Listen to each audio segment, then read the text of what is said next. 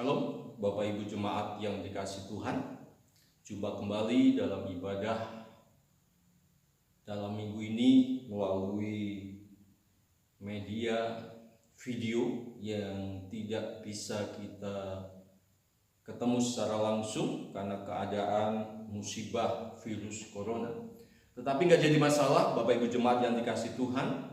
Kehadiran Tuhan dan berkat-berkat Tuhan tidak bisa dibatasi oleh waktu, keadaan, dan tempat. Doa saya sebagai gembala, kiranya melalui firman Tuhan pagi hari ini, kita semua diberkati dan merasakan kehadiran Tuhan di setiap ibadah di rumah masing-masing bersama dengan orang-orang yang kita cintai. Puji Tuhan. Firman Tuhan pagi hari ini saya ambil dari Injil Yohanes pasal yang ke-20 ayat yang ke-11 sampai ayat yang ke-18. Lembaga Alkitab Indonesia memberikan judul Yesus menampakkan diri kepada Maria Magdalena.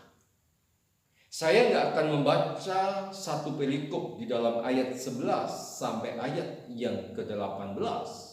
Tetapi Bapak Ibu Saudara bisa membaca di rumah. Perikop itu menjelaskan tentang peristiwa di mana Yesus pertama kali setelah dia bangkit, dia menampakkan diri kepada seorang perempuan yang namanya Maria Magdalena. Ada beberapa kebenaran yang akan kita renungkan melalui perikop ini di dalam Yohanes pasal 20 ayat 11 sampai ayat yang ke-18. Yang pertama, muncul satu pertanyaan di dalam benak pikiran kita tatkala kita membaca perikop ini. Pertanyaannya adalah, mengapa Yesus menampakkan diri pertama-tama kepada Maria Magdalena? Kalau kita membaca di dalam Injil Yohanes di dalam pasal 20 ayat yang ke-1, memang di situ yang datang ke kubur Yesus di hari pertama minggu itu hanya diterangkan Maria Magdalena.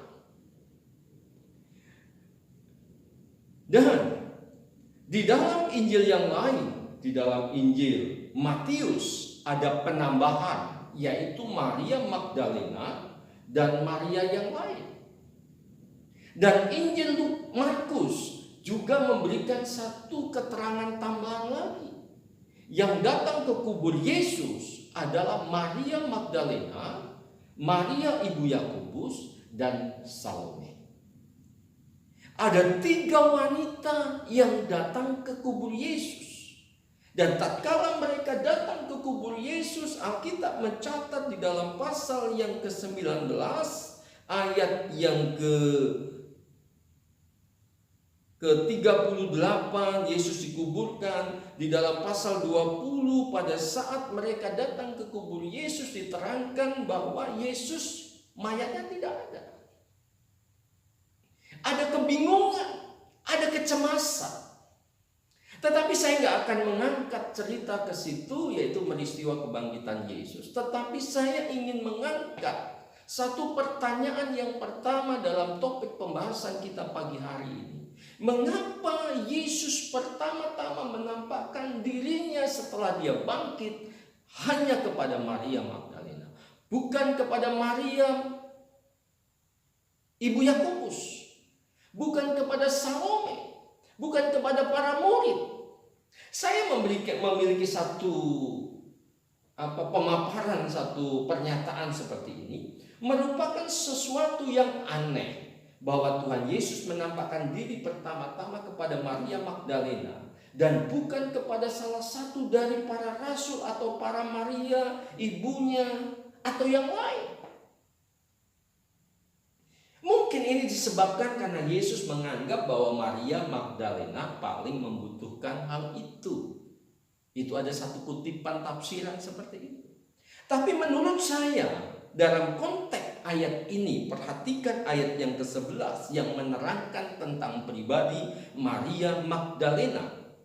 Ada kata tetapi, perhatikan ayat 11. Tetapi Maria berdiri dekat kubur itu dan menangis.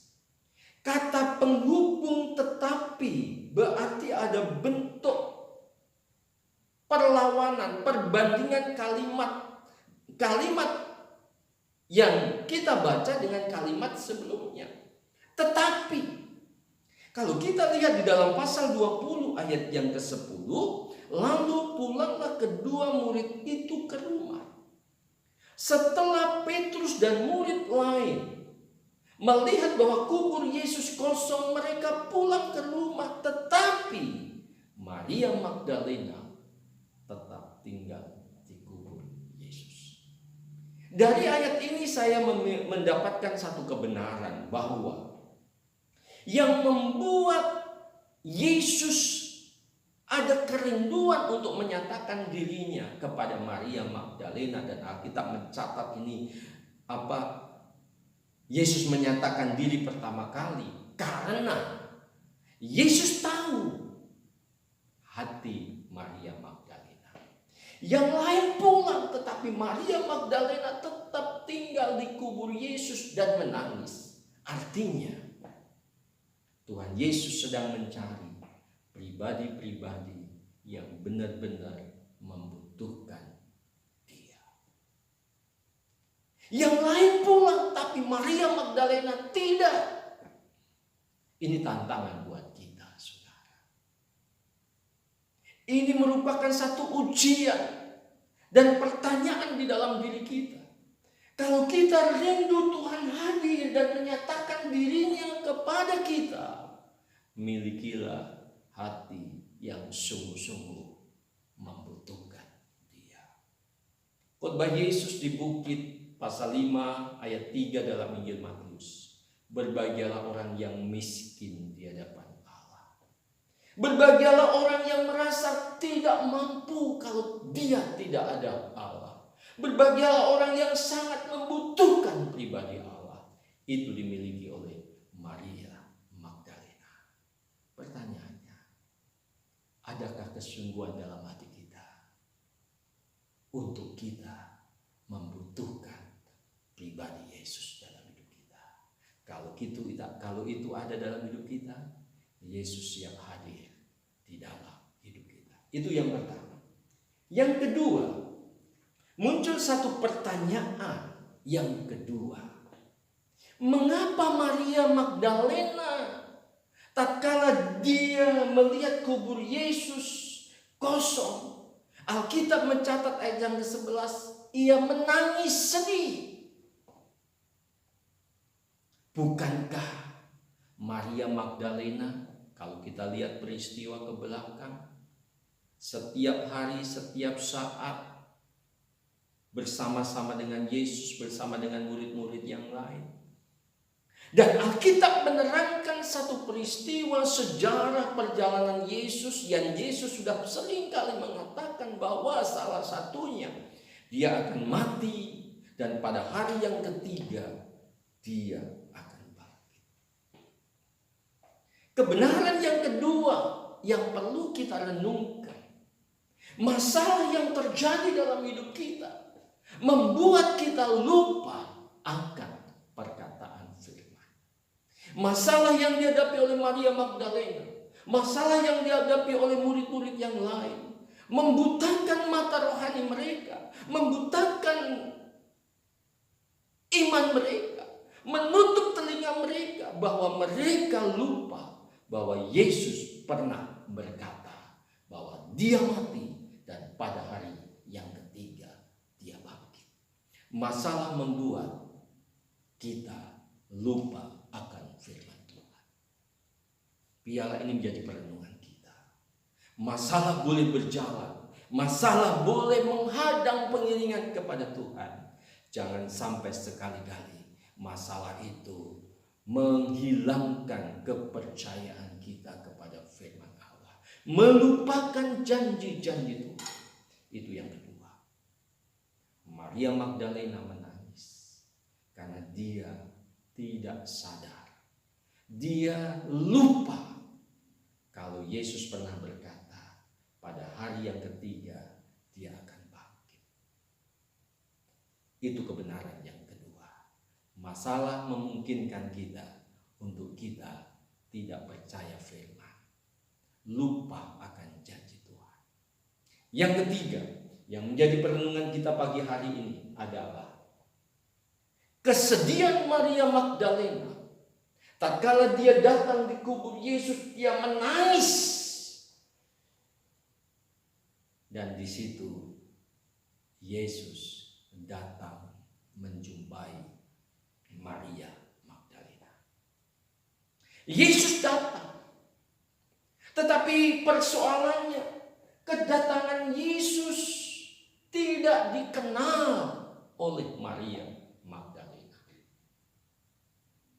Kehadiran Yesus tidak dikenal oleh Maria Magdalena. Bahkan di dalam ayat yang ke-15, di situ dikatakan bahwa kehadiran Yesus dan Yesus sempat berkata kepada Maria, "Ibu, mengapa engkau menangis?" Jawab Maria kepada mereka, "Tuhanku telah diambil orang dan aku tidak tahu di mana ia diletakkan." Dan di dalam ayat yang ke-15 kata Yesus kepadanya, "Ibu, mengapa engkau menangis? Siapakah yang engkau cari?" Maria menyangka orang itu adalah penunggu taman. Saudara yang dikasihi Tuhan, ada kebenaran yang perlu kita renungkan dan jangan sampai itu terjadi dalam hidup kita. Masalah yang terjadi dalam hidup kita bukan hanya kita melupakan firman, tetapi masalah yang terjadi dalam hidup kita memungkinkan kita untuk kita menyalahartikan, tidak mampu memahami kehadiran Tuhan dalam hidup kita. Ada banyak penafsir yang mengatakan bahwa mengapa Maria Magdalena tidak menyadari kehadiran Yesus, tidak mengenal bahwa Yesus itu hadir. Penafsir mengatakan bahwa setelah kebangkitannya, Kristus selalu berganti-ganti penampilan. Saya kurang setuju dalam penafsiran ini. Calvin berkata, ia beranggapan bahwa Maria Magdalena tidak mengenali karena ada sesuatu pada matanya. Dan Barclay mengatakan bahwa Maria Magdalena tidak mengenali Yesus karena matanya penuh air mata dan karena ia tidak mengharapkan kebangkitan Yesus. Masalah membuat ia lupa apa yang pernah dikatakan Yesus selama ada bersama-sama dengan dia dan murid-muridnya. Apa yang menjadi penyebab bahwa Maria Magdalena tidak mengenal Yesus, tidak menyadari kehadiran Yesus? Karena masalah membuat kita bisa melupakan dan meragukan firman. Masalah bisa memungkinkan kita tidak menyadari kehadiran Tuhan. Tetapi kebenaran yang selanjutnya yang bisa kita renungkan adalah, tatkala kita punya masalah seperti Maria, hatinya sedih, kacau, tetapi Allah hadir dan mau menemui Maria. Yesus dekat kepada orang yang remuk hatinya. Yesus dekat kepada orang yang hancur hatinya. Yesus tahu Maria sedang menangis. Oleh sebab itu dia perlu menampakkan dirinya kepada dia, meskipun dia tidak dikenal oleh Maria. Kadang-kala itu terjadi dalam hidup kita, saudara. Masalah membuat kita tidak menyadari bahwa Yesus ada bersama-sama dengan kita. Tetapi melalui kebenaran firman Tuhan ini, biarlah masalah yang kita hadapi tidak membuat kita melupakan Yesus. Tetapi masalah yang terjadi dalam hidup kita membuat kita yang pertama sangat membutuhkan Yesus. Yesus, kalau nggak ada Tuhan aku nggak mampu. Jangan sampai masalah yang terjadi dalam hidup kita melupakan akan perkataan firman, kita meragukan janji Tuhan. Dan biarlah masalah yang terjadi dalam hidup kita tetap terus membangun spirit iman kita untuk kita percaya akan firman Allah. Dan jangan sampai masalah yang terjadi dalam hidup kita tidak menyadari bahwa Yesus selalu hadir dan dekat dengan kita. Tetapi sebaliknya, tatkala kita punya masalah, Yesus tetap selalu dekat dengan kita. Di dalam Mazmur pasal 34 ayat yang 19 katakan, Tuhan itu dekat kepada mereka yang hancur atau yang patah hatinya. Yesus dekat kepada mereka yang hancur dan patah hatinya. Ini satu wujud kerendahan hati yang benar-benar dimiliki oleh seorang Maria Magdalena. Dia menangis, sangat membutuhkan Yesus. Dan Yesus tahu, dan Yesus mau hadir di dalam kehidupan dia. Bapak Ibu Saudara yang dikasihi Tuhan, biarlah kebenaran firman Tuhan pagi hari ini memberkati kita. Masalah boleh ada, tetapi jangan sampai masalah itu membuat kita tidak lagi butuh Yesus. Tetapi sebaliknya, masalah yang terjadi dalam hidup kita membuat kita menyadari bahwa kita butuh Yesus. Datanglah dengan satu kerinduan untuk memerlukan Yesus, dan Yesus hadir dalam hidup saudara. Masalah boleh terjadi, tapi jangan sampai masalah itu meragukan firman Allah, melupakan janji Tuhan. Tetapi sebaliknya, biarlah masalah yang terjadi dalam hidup kita membuat kita semakin yakin akan firman Allah. Dan yang ketiga, jangan sampai masalah yang terjadi dalam hidup kita tidak menyadari dan meragukan kehadiran Yesus dalam hidup kita. Jangan sekali-kali salahkan Tuhan, di manakah Engkau? Tetapi biarlah masalah yang terjadi dalam hidup kita perlu menyadari bahwa Yesus selalu dekat dengan kita. Puji Tuhan, biarlah firman Tuhan pagi hari ini membuat kita semakin dewasa di dalam Tuhan, semakin mengalami pengalaman yang indah bersama dengan Tuhan. Percayalah, Tuhan Yesus sudah bangkit, dan kebangkitannya dinyatakan kepada kita bahwa Dia akan tetap selalu dekat dengan kita. Puji Tuhan, mari kita berdoa. Terima kasih Tuhan buat firman-Mu. Biarlah firman-Mu memberkati kami, untuk kami menyadari betapa pentingnya pribadi-Mu dalam hidup kami. Dan firman-Mu mengajarkan bahwa firman-Mu, perkataan-Mu itu iya dan amin. Dan kehadiran-Mu selalu nyata, dan Engkau selalu dekat dengan kami. Turunkanlah kiranya berkat-Mu atas jemaat-Mu di mana saja berada, dan berkat itu selalu nyata terjadi di setiap waktu, setiap saat dalam kehidupan jemaat Tuhan. Dalam nama Yesus kami sudah berdoa, kami mengucap syukur. Haleluya.